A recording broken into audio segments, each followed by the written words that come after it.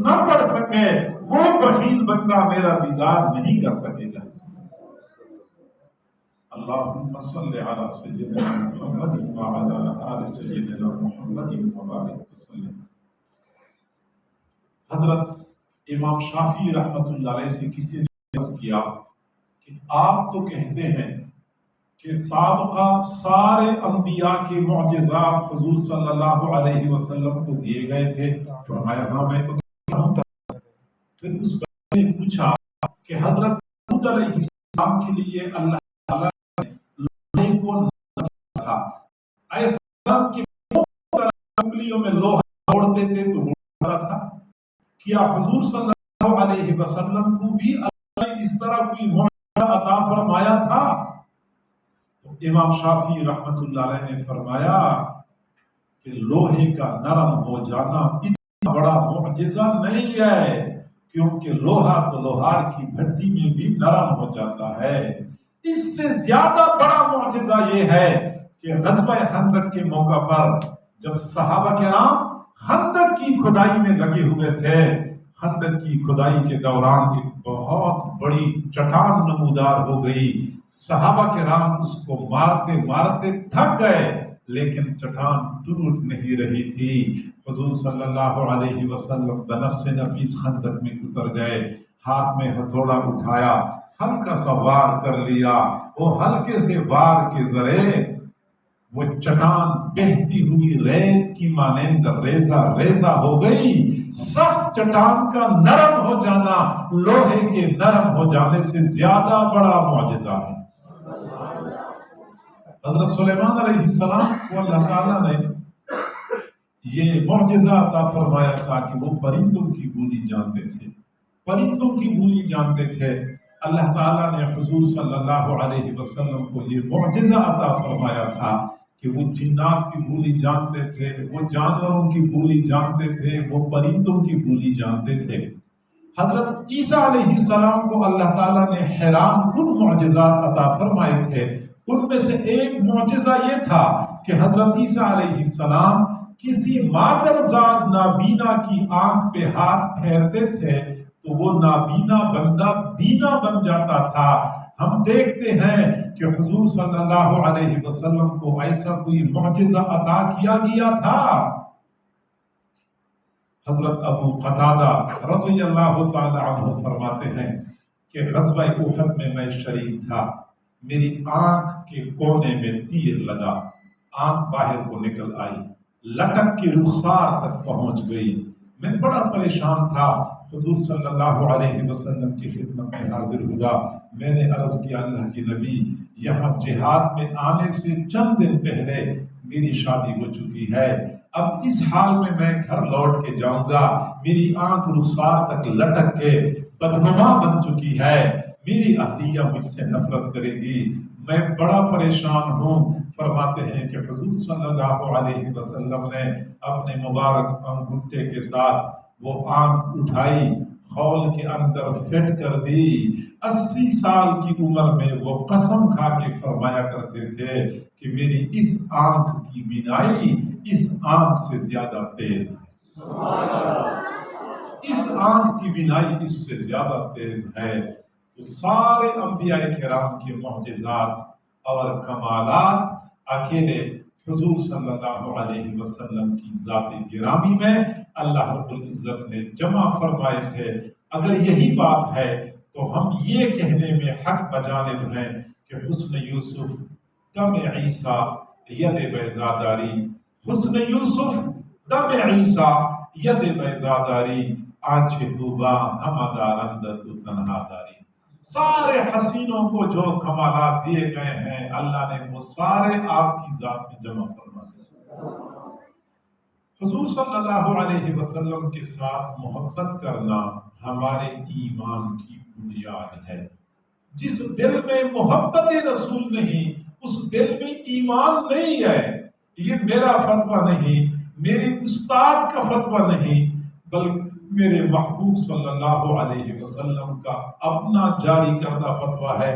آپ صلی اللہ علیہ وسلم نے بہت واضح انداز میں ارشاد فرمایا، والذی نفسی بیدہ، قسم ہے اس پروردگار کی جس کے قبضہ قدرت میں میری جان ہے، لا یؤمن احدکم، تم میں سے کوئی بندہ اس وقت تک مومن نہیں ہو سکتا حتی اکون احب الیہ من والدہ وولدہ والناس اجمعین، جب تک کہ میں اس کو اس کے والد، اس کی اولاد اور سارے لوگوں سے بڑھ کے محبوب نہ بن جاؤں۔ ایمان تب مکمل ہوگا جب رسول اللہ کے ساتھ ایسی محبت ہو کہ ایسی محبت بندے کو اپنے والد کے ساتھ بھی نہ ہو، اپنی والدہ کے ساتھ بھی نہ ہو، اپنے اہل و عیال کے ساتھ بھی نہ ہو، پھر کہیں جا کے ہمارا ایمان مکمل ہوگا۔ اور یہ بھی ایک حقیقت ہے کہ ہم میں سے ہر بندہ یہ دعویٰ کرتا ہے کہ میں عاشق رسول ہوں، اور جب ربیع الاول کا مہینہ شروع ہو جاتا ہے تو ہمارا عشق اور زیادہ جوش اور جذبے میں آ جاتا ہے۔ عشق رسول کا اظہار کرنا تو ممنوع نہیں ہے، اور محبت رسول کے اظہار کے لیے مختلف حیلے طریقے اختیار کرنا ممنوع نہیں ہے، لیکن کبھی ہم تنہائی میں بیٹھ کے اپنے گریبانوں میں جھانک کے دیکھ کر اپنا جائزہ بھی لیا کریں کہ میں واقعی عاشق رسول ہوں یا صرف میرا دعویٰ ہے اور اس دعوے کے اندر صداقت کچھ بھی نہیں ہے۔ میرے بھائیوں، اگر ہم صرف دعویٰ کرتے ہیں، اس دعوے کے اندر صداقت نہ ہو، سچائی نہ ہو، تو اس دعوے کے ذریعے ہم دنیا والوں کو تو دھوکہ دے سکتے ہیں، تاہم اسی دعوے کے ذریعے ہم قیامت کے دن اللہ اور رسول کے سامنے سرخرو نہیں ہو سکتے۔ اللہ اور رسول کے سامنے سرخرو ہونے کے لیے اگر ہم رسول اللہ سے محبت کرتے ہیں تو محبت کے تقاضوں کو پورا کرنا ہوگا، محبت کے اس دعوے کی سچائی کے لیے کوئی ثبوت فراہم کرنا ہوگا۔ ہمارے پاس کوئی ثبوت ہے؟ محبت ہم سے جو مطالبہ کرتی ہے کیا وہ تقاضا ہمارے پاس پورا ہے؟ ہم نے یہ سوچنا ہے۔ میرے بھائیوں، سب سے پہلی بات تو یہ سمجھ لیں کہ رسول اللہ صلی اللہ علیہ وسلم کے ساتھ ہماری وابستگی اور وارفتگی کسی خاص موسم، کسی خاص مہینے، کسی خاص دن کی محتاج نہیں ہونی چاہیے۔ ہمارا اپنے محبوب کے ساتھ تعلق سال کے 365 دنوں کے لیے ہونا چاہیے۔ محبت بھی ایسی چیز نہیں ہے کہ ایک خاص سیزن میں نمودار ہو جائے پھر اس کے بعد جھاگ کی طرح بیٹھ جائے، چند دن تو بڑا جوش جذبہ ہو، اس کے بعد پھر نہیں پتا کہ تو کون اور میں کون۔ میرے بھائیوں، یہ محبت کو بدنام کرنے والی بات ہے۔ محبت وہ روگ ہے، ایک مرتبہ بندے کو لگ جائے تو سال کے 12 مہینے، ہر مہینے کے 30 دن، ہر دن رات کے 24 گھنٹے بندے کو بے قرار رکھتی ہے۔ یہ نغمہ فصل گل و لالا کا نہیں پابند، یہ نغمہ فصل گل و لالا کا نہیں پابند، بہار ہو کے خزاں لا الہ الا اللہ۔ یہ کوئی موسمی چیز نہیں ہے، یہ کوئی سیزنل چیز نہیں ہے، یہ دائمی رشتہ ہے۔ ایک لمحے کے لیے بھی رسول اللہ کے ساتھ ہمارا یہ رشتہ اور محبت کا تعلق ختم نہیں ہونا چاہیے۔ لیکن ہم اگر سال کے ایک مہینے میں عاشق رسول بن جاتے ہیں پھر اس کے بعد ہم آرام سے بیٹھ جاتے ہیں تو میرے بھائیوں یہ جفا ہے، یہ وفا نہیں ہے، یہ محبت نہیں ہے، محبت کو بدنام کرنے والی بات۔ ایک بات تو یہ سمجھ لیں۔ دوسری بات یہ سمجھ لیں کہ جس طرح میں اور آپ حضور کے ساتھ محبت کا دعویٰ کرتے ہیں، اسی طرح اللہ تعالیٰ نے بھی تو اپنے محبوب کے رخساروں کی قسمیں کھائی ہیں، زلفوں کی قسمیں کھائی ہیں، گویا کہ اللہ تعالیٰ بھی محبت کرتا ہے۔ اب مسئلہ یہ ہے کہ میں ناقص، میری محبت ناقص، لیکن اللہ تو کامل ہے۔ جب اللہ کامل ہے تو اللہ کی محبت بھی کامل ہے۔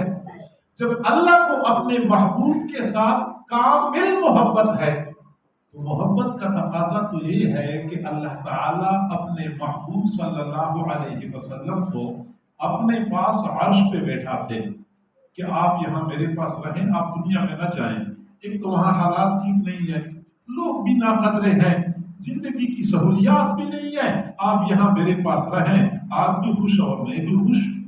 ماں کو اپنے بیٹے سے محبت ہوتی ہے، ماں تو کبھی نہیں چاہتی کہ میرا بیٹا ایک دن کے لیے مجھ سے دور ہو جائے۔ پھر اللہ تعالیٰ نے اپنے محبوب صلی اللہ علیہ وسلم کو ایسی مشقتوں سے دوچار کیا، ایسے مشکلات سے حضور صلی اللہ علیہ وسلم کو سامنا کرنا پڑا، انسان حیران رہ جاتا ہے۔ ماں کو تو اپنے بیٹے سے محبت ہوتی ہے، وہ کبھی نہیں چاہتی کہ کوئی میرے بیٹے کو حقارت کی نظر سے دیکھے۔ وہ کہاں یہ برداشت کرتی ہے کہ بیٹے کو پتھر مارے جائیں، بیٹے کی توہین و تذلیل کی جائے۔ آخر اللہ رب العزت نے اپنے محبوب صلی اللہ علیہ وسلم کو ان مشقتوں سے دوچار کیوں کیا؟ مکہ مکرمہ کی سنگلاخ وادی میں بھیجا، جہاں نہ سبزہ تھا، نہ سبزہ زار تھا، نہ موسم خوشگوار تھا، نہ معاشرہ مہذب تھا، نہ لوگ قدردان تھے۔ کبھی آپ کو ساحر اور شاعر کہا کرتے تھے، کبھی آپ کو پتھر مارتے تھے، کبھی آپ سجدے میں ہوتے تھے۔ وہ بدبخت آتے، اونٹنیوں کی اوجھڑیاں، انتھڑیاں، بچہ دانیاں، آلائشی اٹھا کے حضور صلی اللہ علیہ وسلم کے کندھوں پر ڈھیر کیا کرتے تھے۔ آخر اللہ تعالیٰ نے اپنے محبوب کو ان حالات سے دوچار کیوں کی؟ محبت تو یہ تقاضا نہیں کرتی، محبت تو یہ نہیں برداشت کرتی، اللہ نے ایسا کیوں کیا؟ تو توجہ فرمائیں، اللہ رب العزت نے دنیا والوں کو بتانا تھا کہ میرے محبوب کا مقام اور مرتبہ بہت بلند ہے، تم اس کا تصور نہیں کر سکتے، لیکن میرے دین کی قدر و قیمت کچھ اور ہے، میرے دین کی قدر و قیمت کچھ اور ہے۔ یہ دین ہی تو تھا جس کی خاطر حضور صلی اللہ علیہ وسلم کو ان مشقتوں سے گزرنا پڑا۔ جب تک آپ نے نبوت کا اعلان نہیں کیا تھا، لوگوں کے سامنے یہ دین پیش نہیں کیا تھا، اس وقت تو آپ صلی اللہ علیہ وسلم مکہ کے لوگوں کی آنکھوں کا تارا تھے، آپ کو صادق اور امین کے نام سے پکارا جاتا تھا، آپ کی عظمت اور شرافت پورے مکہ میں مسلم تھی، لوگ آپ کو قدر اور احترام کی نگاہ سے دیکھا کرتے تھے۔ لیکن جس دن آپ نے اپنا دین لوگوں کے سامنے پیش کر دیا، مکہ کے سارے لوگ آپ کی دشمن بن گئے، آپ کی جان کے در پہ ہو گئے۔ تو معلوم ہوتا ہے نا کہ دین کی وجہ سے آپ کو ان شرائط سے گزرنا پڑا تھا، اور یہ وہی دین ہے جو آج ہمارے درمیان قسم پرسی کی حالت میں موجود ہے۔ اس دین کو پس پشت ڈال کے ہم رسول اللہ صلی اللہ علیہ وسلم کے ساتھ محبت کے دعوے کرتے ہیں۔ مجھے نہیں معلوم کہ یہ محبت کی کون سی قسم ہے جس دین کی خاطر میرے محبوب کے زندہ شہید ہو گئے، آپ کا خون بہایا گیا۔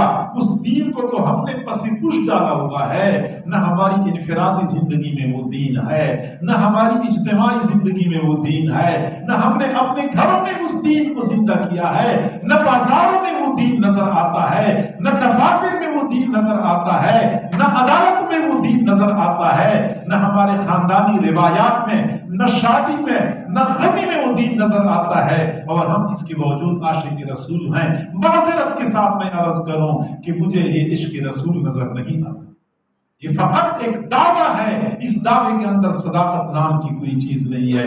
میرے بھائیو، میرا یہ دعویٰ ہے، میرا یہ عقیدہ ہے، دعویٰ نہیں ہے، میرا یہ عقیدہ ہے کہ میرے محبوب صلی اللہ علیہ وسلم کے مبارک جسم سے نکلنے والا پسینے کا ایک قطرہ، بالکل چھوٹا سا قطرہ، اتنا قیمتی ہے کہ یہ پوری کائنات اس کی قیمت نہیں بن سکتی۔ یہ ہماری دکانیں اور بازار، زمینیں اور باغات، ملیں اور فیکٹریاں، سونے اور چاندی کی کانیں، اور یہ مالیاتی ادارے، اور یہ بلین اور ٹریلین، یہ سب کچھ مل جائے، پھر بھی میرے محبوب کے جسم سے نکلنے والے پسینے کے ایک قطرے کی قیمت نہیں بن سکتے۔ اگر میرے محبوب کے جسم سے نکلنے والا پسینہ اتنا قیمتی ہے تو میرے محبوب صلی اللہ علیہ وسلم کے ان کی مبارک آنکھوں سے निकलने वाले आंसू कितने कीमती होंगे, फिर मेरे महबूब के मुबारक जिस्म से निकलने वाला खून कितना कीमती होगा, फिर मेरे महबूब सल्लल्लाहु अलैहि वसल्लम की मुबारक दंदान कितने कीमती होंगे। अब हम यहाँ से अंदाजा लगाएं वो दीन जिसकी खातिर मेरे महबूब ने अपना पसीना बहाया, अपने आंसू बहाए, अब आपका खून बहाया गया, आपके दंदान मुबारक शहीद करवाए गए, वो दीन कितना कीमती होगा, हम इसका अंदाजा नहीं कर सकते। मेरे भाइयों, हम आशिक रसूल हैं तो इस दीन को हम छोड़ सकते हैं जिस दीन को महबूब ने पत्थर खा खा कर हम तक पहुंचाया। मेरे भाइयों, मैं जब सीरत का मुताला करता हूँ तो मुझे ताइफ का वो मंजर याद आ जाता है कि जब हुजूर सल्लल्लाहु अलैहि वसल्लम ताइफ तशरीफ ले गए, ताइफ वालों को पता चला कि ये बुतों की मुखालफत और तौहीद की दावत देने आया है। उन्होंने हुजूर सल्लल्लाहु अलैहि वसल्लम को एक लम्हे के लिए ताइफ में लिए रहने दिया, बच्चों को पीछे लगाया, वो तालियां बजाते थे, पत्थर मारते थे, चल चल के आप थक गए, एक जगह बैठ गए, उन जालिमों ने आके उठा लिया और फिर रवाना कर दिया, फिर बच्चों ने पत्थर मारने शुरू कर दिए। हुजूर सल्लल्लाहु अलैहि वसल्लम का नर्म नाज़ुक बदन लहू-लुहान हो चुका था, आपको मजबूरन एक बार में पनाह लेनी पड़ गई। चल चल के आपके मुबारक पांव इतने सूज चुके थे कि जब आपने वुजू करने के लिए जूते उतारने चाहे तो जूते पांव में फंस गए थे, उतर नहीं रहे थे। वो अल्लाह जिसको अपने रहमो करम पे बड़ा नाज है, उस अल्लाह को भी जलाल आया, फरिश्ता भेजा कि मेरे महबूब से कह दो अगर वो चाहें तो मैं ताइफ वालों को दो पहाड़ों के दरमियान कुचल दूंगा।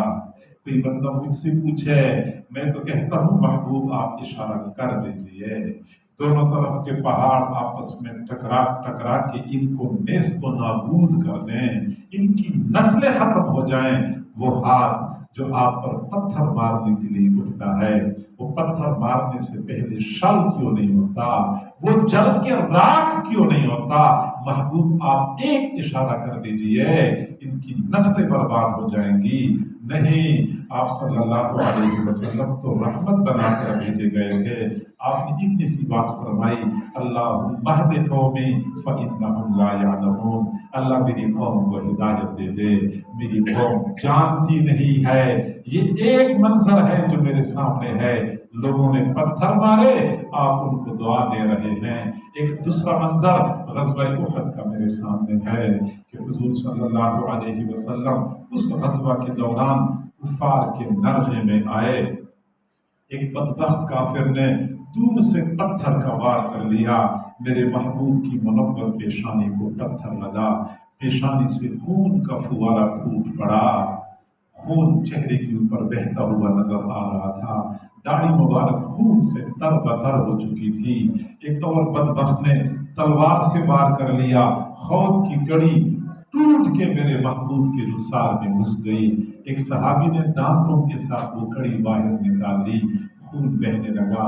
एक और बदबख्त ने पत्थर से वार कर दिया, मेरे महबूब सल्लल्लाहु अलैहि वसल्लम के मुबारक मुंह को पत्थर लगा, दंदान मुबारक शहीद हो गए, होंठ मुबारक फट गए, मुंह मुबारक खून से भर चुका था, सीने पर भी खून टपक रहा था। कोई बंदा मुझसे पूछे, मैं तो कहूँगा महबूब अब तो हद हो गई, एक मर्तबा हाथ उठा लीजिए, एक मर्तबा हाथ उठा लीजिए, इनकी नस्लें नेस्त नाबूद हो जाएंगी, जमीन ढक जाएगी, इनको अपने अंदर नजर लेगी, आसमान झुक के आ जाएगा, इनको ऊपर की तरफ उछल लेगा।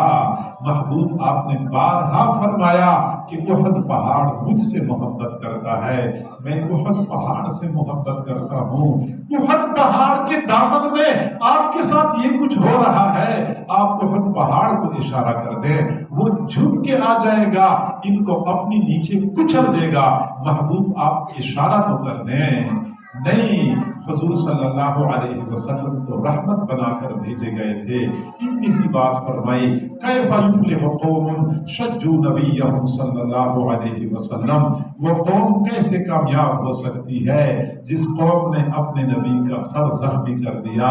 اب بھی قوم کی کامیابی کی فکر تھی کہ یہ قوم کیسے کامیاب ہوگی. ایک دوسرا منظر میرے سامنے ہے، پھر ایک تیسرا منظر میرے سامنے ہے کہ غزوہ خندق کے موقع پر حضور صلی اللہ علیہ وسلم اپنے مٹھی پر جان نثاروں کے ہمراہ خندق کے اندرونی جانب محصور تھے.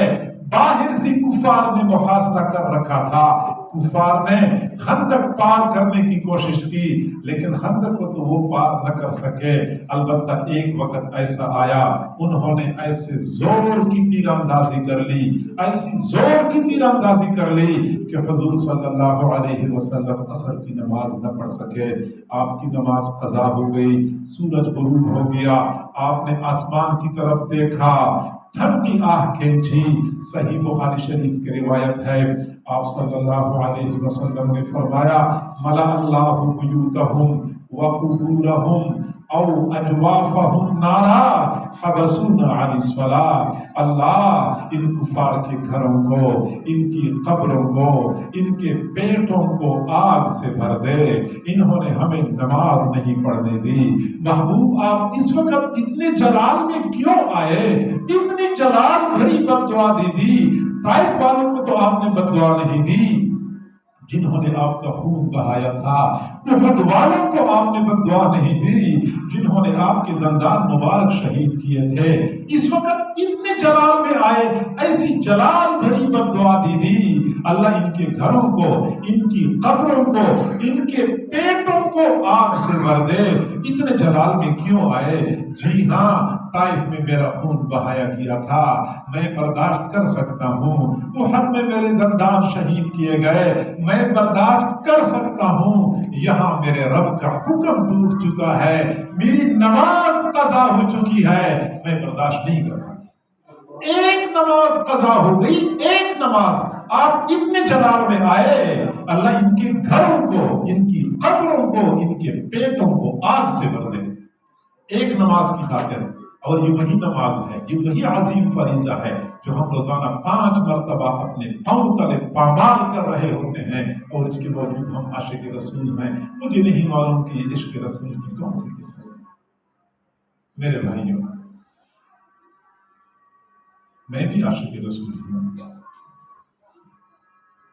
مجھے بھی عشق رسول نے مجبور کر دیا کہ میں اپنی گلی سجاؤں. چنانچہ میں رات کے وقت گلی سجانے میں لگ گیا، چونکہ دل کاروبار کرتا ہوں.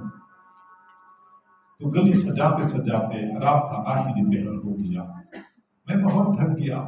میں اوندھی کو بستر پہ گر پڑا، اور جب میری آنکھ کھلی تو اس وقت صبح کے 9 بج چکے تھے. پھر میں اٹھ گیا. میں نے گلی میں جھانک کے دیکھا. میں نے کہا کہ میری گلی اتنی سجی ہوئی ہے، اتنی خوبصورت ہے کہ پورے رجانہ میں کسی نے ایسی نہیں سجائی ہوگی گلی جس طرح کی میں نے سجائی ہے، اور میں ایک نمبر عاشق رسول ہوں. میں نے جب یہ دعویٰ کیا تو میرے ضمیر نے مجھے چیخ چیخ کے جواب دیا کہ تیرا دعویٰ تو ہے کہ تو عاشق رسول ہے، تجھے عشق رسول میں سے ایک بال کے برابر بھی حصہ نہیں ملا ہوگا. اگر تو عاشق رسول ہوتا تو اس نماز کو کبھی نہ چھوڑتا جس نماز کو رسول اللہ نے اپنی آنکھوں کی ٹھنڈک کرا. میرے محبوب نے یہ نہیں فرمایا جھنڈیاں میری آنکھوں کی ٹھنڈک ہے، لائٹنگ میری آنکھوں کی ٹھنڈک ہے. میرے محبوب نے فرمایا نماز میری آنکھوں کی ٹھنڈک. اس نماز کو چھوڑ کے ہم عاشق رسول بن سکتے ہیں؟ میرے بھائیوں، اس خول سے نکلنے کی ضرورت ہے، آنکھیں کھولنے کی ضرورت ہے. میں کوئی ہوائی باتیں نہیں کر رہا، میں زمینی حقائق بیان کر رہا ہوں. میں اور آپ سب اپنے گریبان میں جھانک کے دیکھ سکتے ہیں. گرد و پیش کے حالات اور معاشرے کو دیکھ کے ہم اندازہ لگا سکتے ہیں کہ میری باتیں سچی ہیں یا جھوٹی ہیں. اور میرے بھائیوں، اس وقت جو میں یہ باتیں کرتا ہوں، ان باتوں سے کسی کا دل دکھانا مقصود نہیں ہے. کسی کو ایذا پہنچانا مقصود نہیں ہے، کسی کے جذبات کو ٹھیس پہنچانا مقصود نہیں ہے۔ مجھے اس بات کا احساس ہے کہ میں اس وقت جو باتیں کر رہا ہوں میں نے قیامت کے دن ایک ایک لفظ کا حساب دینا ہے۔ مجھے کیا ضرورت ہے کہ اپنی آخرت برباد کر لوں، دنیا میں آپ لوگوں کو ناراض کروں اور اپنی آخرت بھی برباد کر لوں؟ مجھے کیا ملتا ہے؟ اس لیے میرے بھائیوں، میں وہ بات کرتا ہوں جس کے بارے میں مجھے یقین ہے کہ میں قیامت کے دن اللہ کے سامنے سرخرو ہوں گا، میں شرمندہ نہیں ہوں گا۔ میرے بھائیوں، ہمیں چاہیے کہ ہم حقائق کو سامنے رکھیں، فقط خالی خولی دعووں کی بجائے سچے عاشق رسول بنے، رسول اللہ کے لائے ہوئے اس دین کو تھام لیں، رسول اللہ کی سنتوں پہ عمل کرنے والے بن جائیں، ایک ایک سنت پہ مرنے مٹنے والے بن جائیں، سر کے بالوں سے لے کر پاؤں کے ناخنوں تک اپنے آپ کو سنتوں سے آراستہ ہوتے راستہ کریں۔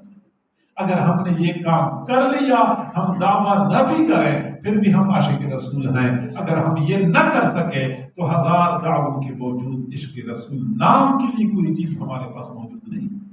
حضرت جنید بغدادی رحمہ اللہ نے سنتوں کی اتباع کی اہمیت بیان فرمائی ہے، تو فرماتے ہیں اذا رأيتم احدا يمشي على الماء او يطير في الهواء، تم کسی بندے کو دیکھ لو جو پانی پر چلتا ہے یا ہوا میں اڑتا ہے، وَهُوَ يُخَالِفُ سُنَّةً مِّن سُنَنِ النَّبِيِّ صلی اللہ علیہ وسلم، اور وہ حضور صلی اللہ علیہ وسلم کی سنتوں میں سے ایک سنت کا مخالف ہے، فَضْرِبُوهُ بِالنَّعْلَيْنِ، اس کو جوتے مارو، فَإِنَّهُ دَجَّالٌ كَذَّابٌ لَا وَلِيٌّ، وہ دجال کذاب تو ہو سکتا ہے، وہ ولی نہیں ہو سکتا۔ ولایت اور سنتوں کی اتباع لازم اور ملزوم ہے۔ اگر سنتوں کی اتباع ہے تو ولایت ہے، اگر سنتوں کی اتباع نہیں ہے تو ولایت نہیں ہے۔ بے شک کوئی بندہ کتنے بڑے دعوے کیوں نہ کرے، کتنے وہ کشف و کرامات کیوں نہ دکھائے، کتنے اچھے اچھے ہاتھ کیوں نہ سنائے، جب تک ایک ایک سنت کو اپنانے والا نہیں ہوگا وہ عاشق رسول نہیں ہو سکتا، وہ اللہ کا ولی نہیں ہو سکتا۔ تو میرے بھائیوں، ہم ایک تو دین کو تھام لیں، سنتوں کی اتباع کریں، کھانے پینے میں رسول اللہ کی سنت، لباس میں رسول اللہ کی سنت، وضاقت میں، انداز و اقوال میں، نشست و برخاست میں، شادی غمی میں رسول اللہ کی تعلیمات ہمارے لیے بہترین نمونہ ہے۔ ہمیں کوئی ضرورت نہیں ہے کہ ہم اپنے انداز و اطوار میں یہود اور نصارہ کی پیروی کریں یا شادی غمی میں ہم ہندوؤں کی تہذیب کی پیروی کریں۔ ہمارے محبوب نے کامل دین ہم تک پہنچایا ہے، ایک بال کے برابر بھی اس دین میں کمی موجود نہیں ہے۔ تو ایک تو ہم سنتوں کی پیروی کریں، اگلی بات یہ کہ حضور صلی اللہ علیہ وسلم پر درود شریف کثرت سے پڑھیں۔ میرے بھائیوں، درود شریف بہت فضیلت والا عمل ہے، اور میں مختصر عرض کروں کہ اللہ کی رضا نصیب ہوتی ہے، رسول اللہ کے ساتھ بندے کا قرب اور محبت نصیب ہوتی ہے، درود شریف کی کثرت کی وجہ سے بندے کا ایمان محفوظ ہو جاتا ہے، موت کے وقت بندے کو کلمہ نصیب ہو جاتا ہے، قیامت کے دن رسول اللہ کے قدموں میں بندے کو جگہ ملتی ہے۔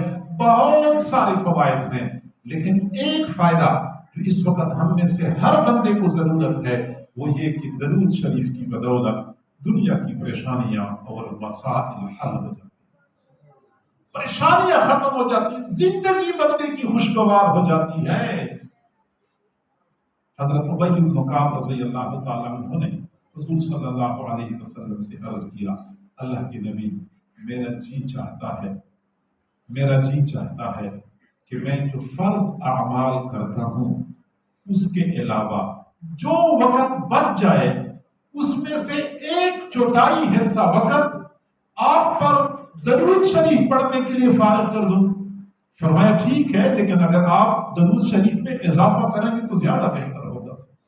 پھر عرض کیا، اللہ کی نبی، اب تو میرا جی چاہتا ہے کہ میں فرائض کے بعد جو وقت بچتا ہے وہ سارا کے سارا اس میں سے آدھا وقت آپ پر درود شریف پڑھنے میں مصروف کر دوں؟ فرمایا ٹھیک ہے، لیکن اگر آپ اضافہ کریں گے تو زیادہ اچھی بات ہوگی۔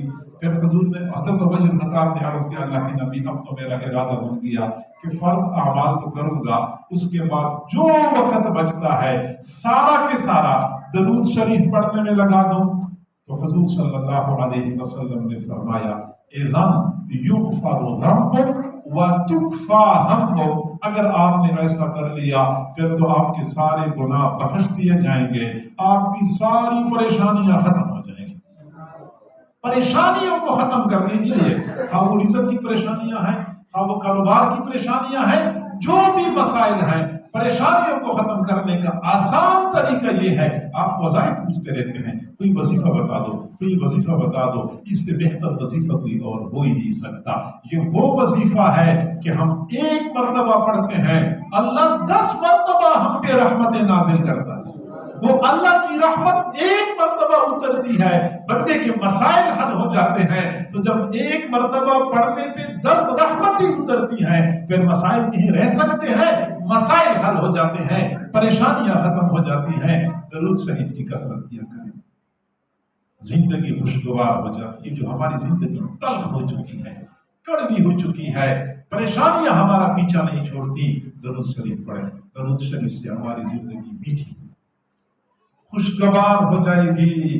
حضرت مولانا روم رحمۃ اللہ علیہ نے فرمایا شہد کی مکھی سے کسی نے پوچھا کہ شہد کی مکھی جب تو شہد اکٹھا کرتی ہے تو کبھی کبھار پھولوں کے رس کڑوے ہوتے ہیں، کبھی کھٹے ہوتے ہیں، لیکن جب شہد کی صورت میں باہر نکالتی ہے تو کڑوے اور کھٹے رس میٹھے کیسے بن جاتے ہیں؟